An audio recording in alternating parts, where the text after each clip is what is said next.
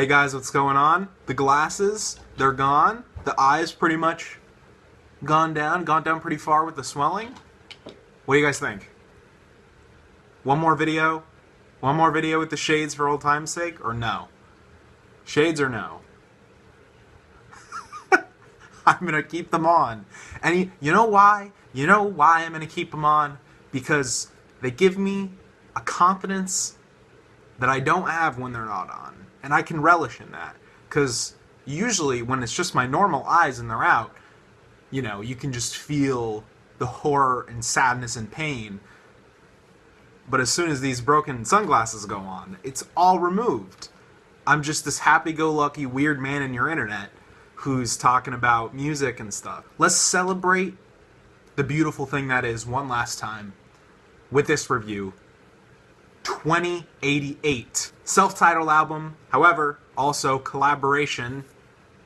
Jhene Aiko, Big Sean, they've come together to make 2088. The first time Big Sean and Jhene Aiko ever collaborated was way back when a little track called Beware came out, which I love. If you haven't heard the song Beware, you probably have. Check that track out. It's super fun. This 2088 project was not a thing that I was aware was happening. But you know what? There's no real way that I could say I was excited. Not because I have anything against Jhene Aiko, but Big Sean, you can go fuck yourself. It is no secret that I am not the biggest fan of this guy. I don't think he has a half-bad flow, actually, but, yeah, one of the most atrocious lyricists in the game, I think. Like, there are points in a Big Sean project, his last album, Dark Sky Paradise, a bad Big Sean song is worse than, like, a bad Lil Wayne song. And that is saying something. His debut album was not great. Wasn't fire, as the kids say these days. There were some good moments on there. I really like Win Some, Lose Some, I Know.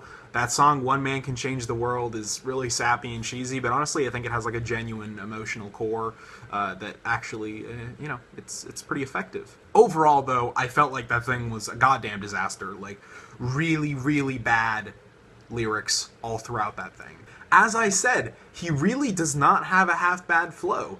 I could totally see him improving throughout the years, and improving in areas where he's shown that he has some promise.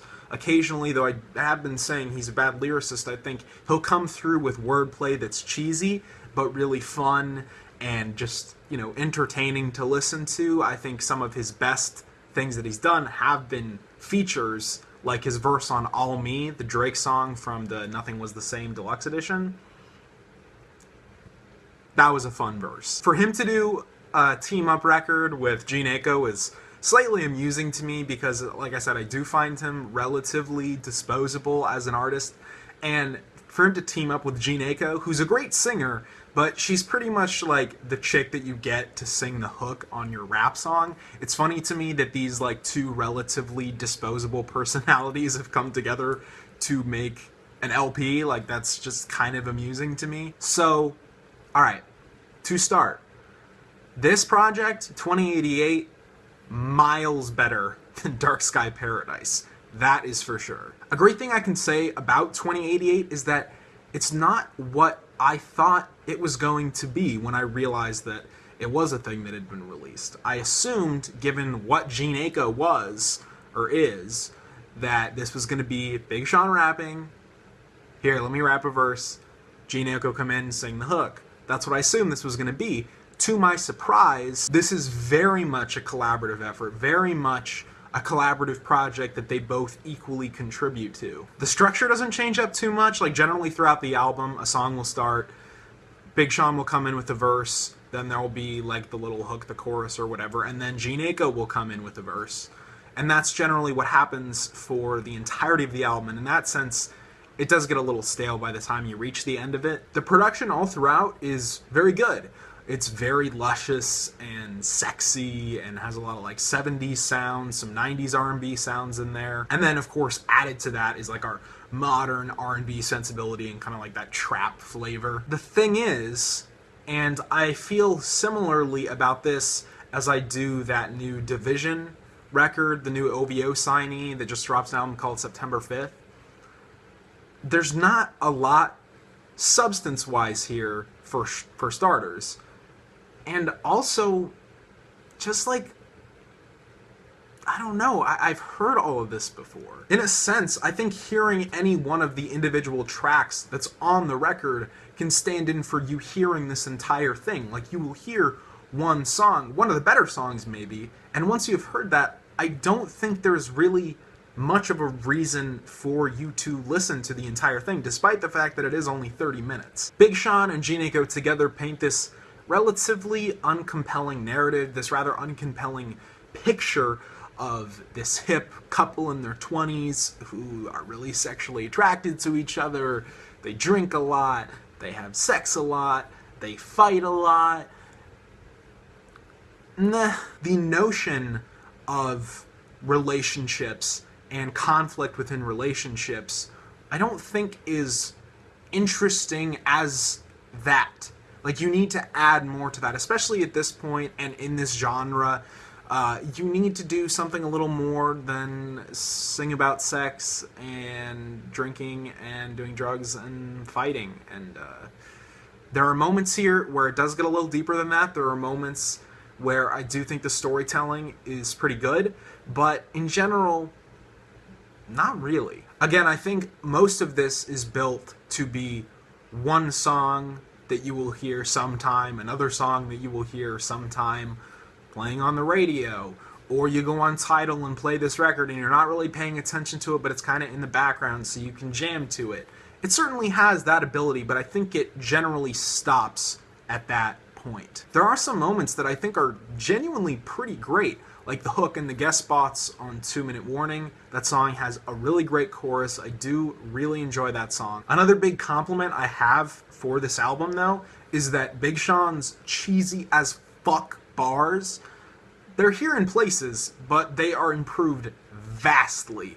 There were very few moments that I could actually pick out and say, Jesus, that is a horrible, horrible lyric, which I could do for the majority of the lyrics on Dark Sky Paradise. And if you don't mind those cheesy bars, and you find them endearing, which certainly a lot of people do, you might even love 2088. Because I do think this is definitely the best that he's been. When I heard the album for the first time, and I listened to it about 3 times now, I wasn't feeling it at all. I actually kind of hated it. Although I do think a lot of that was kind of biased because I'm really just not a fan of Big Sean. And so as I was listening to the album and those really bad moments would come up where I was like, oh Jesus, did you seriously just say that? It made me feel like, oh, that's just what this whole thing is. But the more that I listened to it, I did find individual places where there's definitely genuine merit. Some track picks, I really, really like the song Selfish. There's a really sweet guitar line on this track, and I think this is one of the more fluid interactions that Big Sean and Jhene Aiko have as lyricists, as songwriters, as singers on the album. 2 Minute Warning is great. Love the guest appearances from Detail, Casey, and JoJo. Really fantastic, hefty sounding chorus, and probably the best beat on the album too. Really though, Big Sean, you eat the pussy because she's so clean. How about you go fuck off? Talk Show is definitely my favorite moment here. It's this really interesting moment where the setup is basically Jhene Aiko, Big Sean, as these characters that they're playing are being interviewed on this talk show about their relationship. And it's also one of the moments when Big Sean's cheesiness actually really works. What's the difference between real love and fake love? The same difference between real titties and fake ones. You can feel the difference. That made me chuckle. That made me chuckle. Big Sean outlines kind of like the debauchery and chaos surrounding their relationship, and it's a genuinely interesting moment. Aiko retorts, we go back and forth over this really nice sample-based beat. I think this track easily has the best lyrics on the album, and it's the point when the romance that's being depicted comes the closest to, like, tangibility. The other songs here, again, really not bad, but just nothing for me to really tell you about. This is just not an album with much to say. You may enjoy it, you may enjoy it a lot, you may hate it. I went through kind of all of those phases when I was listening to it. It's just very slight and not something I'm going to be thinking about in the next few months, let alone like the next year. So I am super mixed on this one, but check it out. It really won't take up too much of your time. You can play it in the background, and if you are interested in it, listen to it more. For me, it was just like, maybe. What did you guys think of 2088? Let me know in the comments. The shades are gone. Dog days are over. Shade days are over. Like, comment, subscribe, do whatever. If you like these videos, subscribe. You'll see more of them. It's how it works. I'll see you later. I'm going to keep them on. And you know why? You know why I'm going to keep them on? Because they give me a confidence that I don't have when they're not on. And I can relish in that. Because usually when it's just my normal eyes and they're out, you know, you can just feel the horror and sadness. Hey guys, what's going on? The glasses, they're gone. The eyes pretty much gone down pretty far with the swelling. What do you guys think? One more video? One more video with the shades for old time's sake, or no? Shades or no? Sadness and pain. But as soon as these broken sunglasses go on, it's all removed. I'm just this happy-go-lucky weird man in your internet who's talking about music and stuff. Let's celebrate the beautiful thing that is one last time with this review. 2088. Self-titled album, however, also collaboration. Jhene Aiko, Big Sean, they've come together to make 2088. The first time Big Sean and Jhene Aiko ever collaborated was way back when a little track called Beware came out, which I love. If you haven't heard the song Beware, you probably have. Check that track out. It's super fun. This 2088 project was not a thing that I was aware was happening. But you know what? There's no real way that I could say I was excited. Not because I have anything against Jhene Aiko.